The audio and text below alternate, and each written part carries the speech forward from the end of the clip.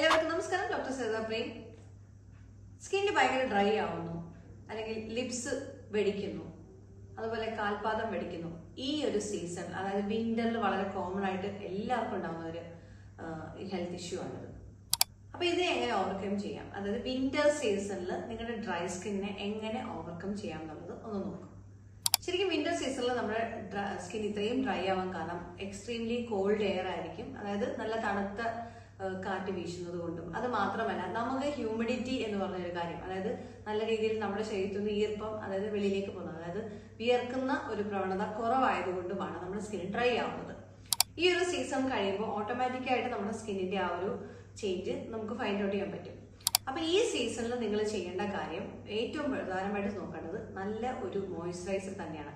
അതിന് മുന്നേ നിങ്ങൾ ശ്രദ്ധിക്കേണ്ടത്, പലരും ഭയങ്കര ഹാർഷായിട്ട് കെമിക്കൽസ് ഉള്ള സോപ്പും ഒക്കെ ഉപയോഗിക്കാറുണ്ട് ഈ ഒരു സീസണിൽ, ഭയങ്കര എക്സ്ഫോളിയേഷൻ നടക്കാൻ വേണ്ടിയിട്ട്.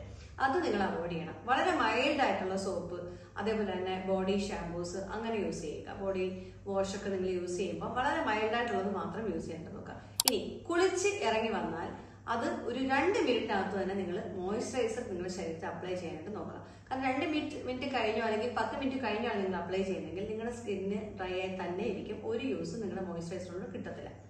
പിന്നെ ശ്രദ്ധിക്കേണ്ട കാര്യം, നിങ്ങൾ കൊടുക്കുന്ന ഹൈഡ്രേഷൻ ആണ്. എപ്പോഴും ഞാൻ പറയുന്ന കാര്യം, ഇന്റേണൽ ഹൈഡ്രേഷൻ നമുക്ക് വളരെ ഇമ്പോർട്ടൻ്റ് ആണ്. കാരണം പലരും ഈ ഒരു സമയത്ത് അധികം വെള്ളം കുടിക്കാറില്ല. അപ്പൊ ചോദിക്കുന്ന റീസൺ പറഞ്ഞാൽ ദാഹിക്കാറില്ല. പക്ഷെ അത് നിങ്ങൾ ശ്രദ്ധിക്കേണ്ട കാര്യമാണ്. കാരണം ഈ ഒരു സമയത്ത് അത്യാവശ്യം വാട്ടറി ഫ്രൂട്ട്സും, അതേപോലെ ആവശ്യത്തിന് 2 ലിറ്ററെങ്കിലും മിനിമം നിങ്ങൾ വെള്ളം കുടിക്കേണ്ടത് ഏറ്റവും അത്യാവശ്യമാണ്. എങ്കിൽ മാത്രമേ നിങ്ങളുടെ സ്കിന്നും ഹെയർ ഹെൽത്തും ഈ ഒരു സീസണിൽ നിങ്ങൾക്ക് കവറപ്പ് ചെയ്യാൻ പറ്റത്തുള്ളൂ.